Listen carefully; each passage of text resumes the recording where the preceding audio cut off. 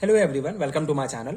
आज हम इस वीडियो में आयन एक्सचेंज क्रोमेटोग्राफी के बारे में डिटेल में डिस्कस करेंगे, जो कि एमएससी लेवल की एग्जामिनेशंस के लिए बहुत ही इंपॉर्टेंट कॉन्सेप्ट है। इस पर्टिकुलर वीडियो में हम इसका basic principle, instrumentation and types of resin that we use in column and application portion discuss करेंगे। So before understanding about the ion exchange chromatography, we have to know about chromatography. So what is chromatography? Chromatography is a separation technique which is used for separation of a particular components from the mixture of components. So basically किसी भी mixture of components में से किसी एक components को अलग करने के लिए क्रोमेटोग्राफी टेक्निक का यूज किया जाता है। प्यूरिफाई करने के लिए जो है क्रोमेटोग्राफी टेक्निक का यूज किया जाता है। मतलब जो है एक इंपॉर्टेंट टेक्निक है जहां से बहुत सारे कंपोनेंट्स, मिक्सचर ऑफ कंपोनेंट्स में से किसी एक कंपोनेंट्स को हम अलग कर सकते हैं।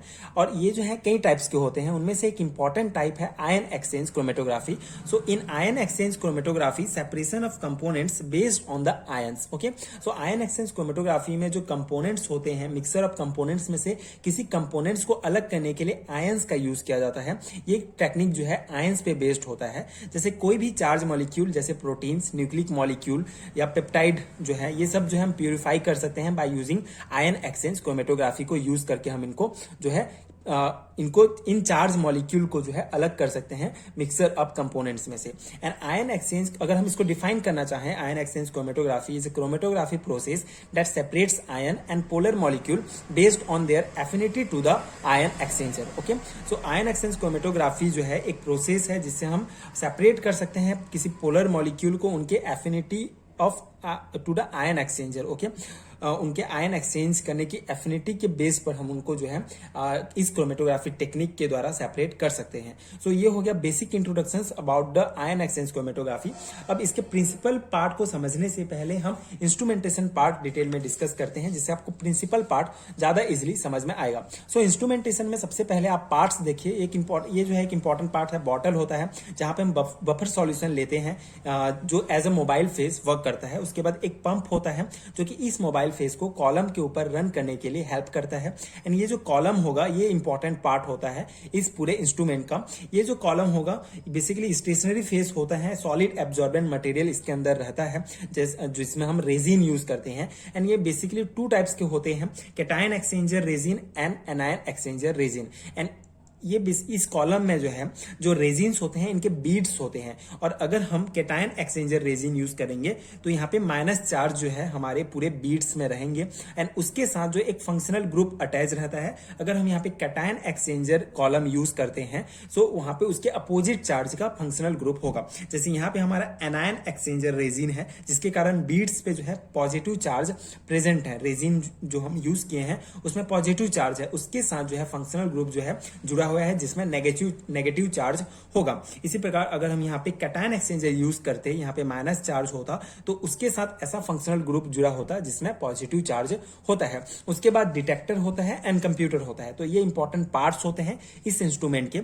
अब इसका जो सिंपल सा प्रिंसिपल जो वर्क करता है उसको हम देखते हैं। बेसिकली अगर यहाँ पे हम बफर सॉल्यूशन लेते हैं, मोबाइल फेस की तरह वर्क करता है। इस बफर सॉल्यूशन में हम हमारा कोई भी जो हमारा जो मिक्सर होगा, मिक्सर ऑफ कंपोनेंट्स होगा, उसको सैंपल को हम इसके साथ ऐड करते हैं। उसके बाद उसको पंप के द्वारा स्टेशनरी फेस के ऊपर रन कराया जाता है, जिससे जो हमारा जो बफर सॉल्यूशन के साथ जो हमारा जो सैंपल होता है वो रन करता है इस स्टेशनरी फेस में।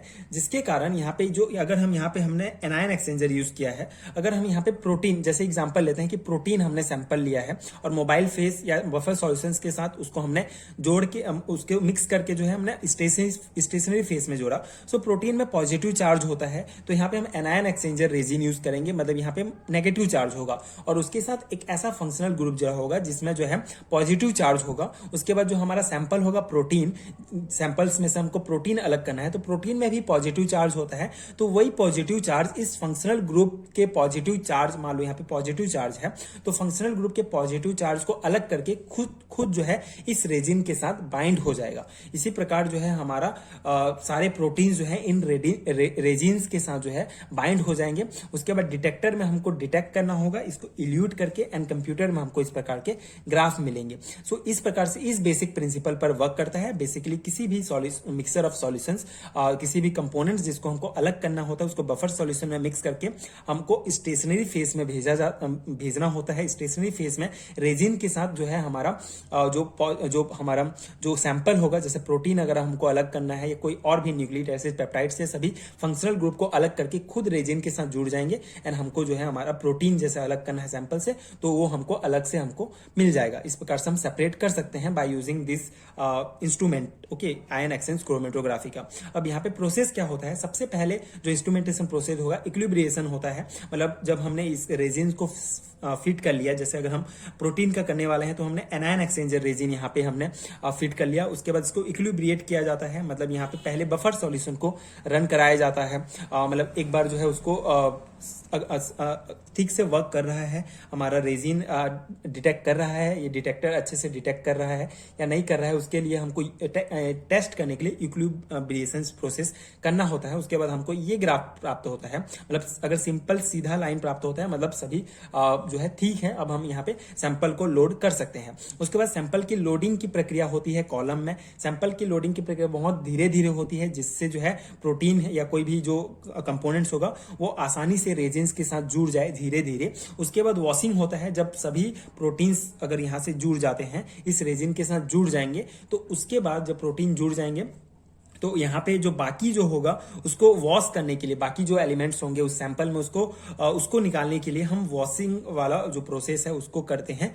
उसके बाद हम जो हमारा प्रोटीन जो रेजिन के साथ जुड़ा है उसको इल्यूट किया जाता है। इल्यूशन वाला प्रोसेस होता है जिससे हमको प्रोटीन जो है उस मिक्सर से अलग कर लिया जाता है। तो इस प्रकार से हम इंस्ट्रूमेंट या आयन एक्सचेंज क्रोमेटोग्राफी टेक्निक का यूज करते हैं किसी भी कंपोनेंट्स को अलग करने के लिए।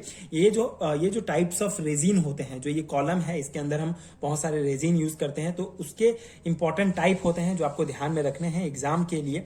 तो ये ion exchange resin are divided into four category, okay, 4 category में मेनली इसको डिवाइड किया गया है। पहला है strong acidic cation exchange resin, जहां पे जो हमारा जो फंक्शनल ग्रुप होता है, इस रेजिन को अगर हम यूज करते हैं तो इसमें जो है सल्फोनिक एसिड जो है फंक्शनल ग्रुप की तरह वर्क करता है। एंड इसके अलावा C2SO3 sulpho group, CH2SO3 minus, ये ग्रुप्स जो होते हैं as a functional group work करते हैं। एंड अगर हम weak acidic cation exchange resin use करते हैं तो ये फंक्शनल ग्रुप के रूप में कार्बोक्सिलिक एसिड जो है फंक्शनल ग्रुप होता है, जैसे COO माइनस, CH2COO माइनस।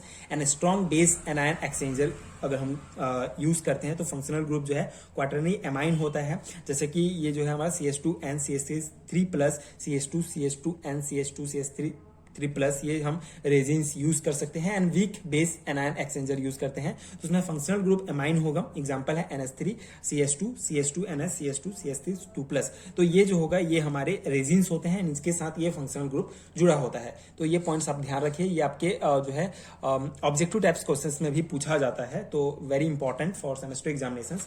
अब हम इसका जो है प्रिंसिपल वाला जो पार्ट है इसको हम थोड़ा सा किस प्रकार से आप सेमेस्टर एग्जामिनेशंस में इसको अटेंड कर सकते हैं, उसके लिए हम इसका थ्योरी पोर्शन थोड़ा डिटेल से देख लेते हैं। आई होप कि आपको बेसिक जो प्रिंसिपल है इंस्ट्रूमेंटेशन पार्ट से समझ में आया होगा। And the charge molecule in the sample are separated by the electrostatic force of attraction when pass through the ionic resin at particular pH and temperature. So the separation occurs by reversible exchange of ions between the ions present in the solution and those presented in the ion exchange resin used. Okay, so basically separate होता है जो हमारा ions जो होगा उस sample में जो ions होगा उसके ions जो है रेजिन के साथ जुड़ के जो है ये हम सेपरेट करने का जो मेन होता है, इसका मेन प्रिंसिपल है। And in ion exchange chromatography anions are attached toward the cation and mobile phase can run off and fast, so the anion or analyte have a tendency to attach this cation portion to they elute last and the mobile phase will really faster. तो basically यहाँ पे हमने simple सा इसका principal है, यहाँ पे जो रेजिन होता है ये मेन वर्क करता है, यहाँ पे ही जो हमारे आयंस होते हैं जुड़ते हैं एंड हम इसको सेपरेट कर सकते हैं। यहाँ पे important phase, mobile phase and stationary phase आपको याद रखने होते हैं हर एक क्रोमेटोग्राफी का। तो इस क्रोमेटोग्राफी में जो हमारा मोबाइल फेस होगा ये बफर सॉल्यूशन होगा, क्योंकि ये स्टेशनरी फेस के ऊपर इसमें सैंपल को रख के रन करते हैं। एंड स्टेशनरी फेस जो है हमारा ये सॉलिड एब्जॉर्बेंट मटेरियल जो रेजिन हम यूज करते हैं, क्योंकि इसके ऊपर बफर हमारा रन करता है। तो ये 2 पॉइंट आप याद रखेंगे, स्टेशनरी फेस यहाँ पे रेजिन है एंड मोबाइल फेस बफर है, एंड दोनों को यूज करके हम सेपरेट करते हैं आयंस के द्वारा हम। एंड यहाँ पे एक सिंपल सा डायग्राम है, आप देख सकते हैं किस प्रकार से अट्रैक्ट होता है। बेसिकली एनायन एक्सचेंजर अगर हम यूज करते हैं जिसमें अगर पॉजिटिव चार्ज है तो उसमें जो नेगेटिव चार्ज वाले जो एनालाइट्स होते हैं ये अट्रैक्ट करते हैं। ये नेगेटिव चार्ज जो है ये फंक्शनल ग्रुप है। अगर हम कैटायन एक्सचेंजर यूज करते हैं तो पॉजिटिव चार्ज फंक्शनल ग्रुप जो है, पॉजिटिव चार्ज वाला फंक्शनल ग्रुप इससे जुड़ा होगा, जिससे जो सैंपल जो होगा हमारा, जैसे अगर यहाँ पे एनायन एक्सचेंजर है, माइनस चार्ज वाला फंक्शनल ग्रुप जुड़ा है, तो जो हमारा सैंपल होगा उसके माइनस चार्ज सैंपल जो है आके इससे अट्रैक्ट करेंगे एंड इसको रिप्लेस करके यहाँ पे जुड़ेंगे। Okay, so this is the basic principle of this ion exchange chromatography. I hope you understood. Now the application part of this ion exchange chromatography is very important. So what is the application of ion exchange chromatography? अगर simply वे से 2 या 3 marks में पूछा जाता है तो आप इसको लिख सकते हैं। अगर इंडिविजुअल पूछा जाता है 5 मार्क्स में तो उसके लिए हम अगले वीडियो में डिटेल में डिस्कस करेंगे। यहाँ पे आप इसको अटेंड कर सकते हैं अगर सिंपली पूछा जाता है। So basically it can used for almost any kind of charge molecule including large proteins, small nucleotides, nucleic acid and amino acid. So basically इस आयन एक्सचेंज क्रोमेटोग्राफी को किसी भी प्रकार के चार्ज मॉलिक्यूल को अलग करने के लिए, हम सेपरेट करने के लिए इस टेक्निक का यूज करते हैं। जैसे कि जो प्रोटीन्स है, स्मॉल न्यूक्लियोटाइड्स है, न्यूक्लिक एसिड, अमीनो एसिड, ये सब का। And it is often used in protein purification, water analysis के लिए भी यूज किया जाता है। वाटर सॉफ्टनर के लिए भी cation exchange is used to remove Ca2+ and Mg2+ from hard water. And the ion exchange is widely used in the food and beverage industry, metal finishing, chemical, pharmaceutical technology, sugar and sweetener productions, and drinking water analysis for pollutions and water constituents. Okay, so ये जो है simple से applications हैं, आप इसको याद रख सकते हैं। इसके अलावा हम इसका जो डिटेल वाला जो एप्लीकेशन पार्ट है नेक्स्ट वीडियो में डिटेल से डिस्कस करेंगे। सो ये था आयन एक्सचेंज क्रोमेटोग्राफी का डिटेल एक्सप्लेनेशन। आई होप कि आपको समझ में आया होगा एंड आपके एग्जाम पर्सपेक्टिव से हेल्पफुल हुआ होगा। ये था यूनिट फर्स्ट एडवांस क्रोमेटोग्राफी से रिलेटेड एक इंपॉर्टेंट टॉपिक इनऑर्गेनिक केमिस्ट्री का फॉर एमएससी 4th सेमेस्टर। अगर आप एमएससी परसू यूनिवर्सिटी से कर रहे हैं तो आपको इनऑर्गेनिक केमिस्ट्री के एडवांस क्रोमेटोग्राफी में ये टॉपिक मिलेगा। एंड अगर आप दूसरे यूनिवर्सिटी से एमएससी कर रहे हैं तो आपके सिलेबस के अकॉर्डिंग आप मैच कर सकते हैं। अगर आपके सिलेबस में ये टॉपिक्स हैं, अगर आपको इन टॉपिक्स के रिटन नोट चाहिए तो आपको नीचे लिंक मिलेगा PDF स्टोर का, आप वहां चेक कर सकते हैं। इसके अलावा आगे आने वाले वीडियोस में हम सारे टॉपिक्स कवर करेंगे। So please stay connect with my channel and thank you so much for watching.